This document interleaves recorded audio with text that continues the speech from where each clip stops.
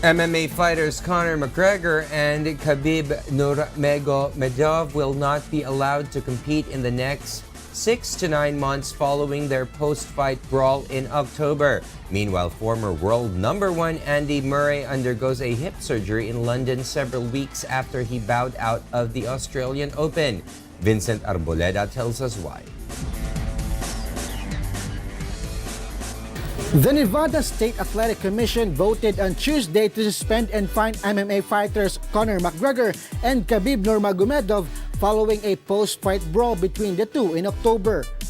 Nurmego-medov won the Las Vegas fight at UFC 229 against McGregor in the 4th round, leaving the Russian fighter unbeaten in his career at 27-0 and retaining the UFC lightweight championship. But soon after the fight, Nurmego-medov climbed the side of the cage and dived into the crowd, where a melee took place between his camp and McGregor's. The Irish competitor also battled with some members of Nurmagomedov's team inside the octagon. Nurmagomedov is fined for 9 months and fined $500,000, while McGregor faces 6-month suspension and a fine of $50,000. 2 members of Nurmagomedov's were also fined and banned.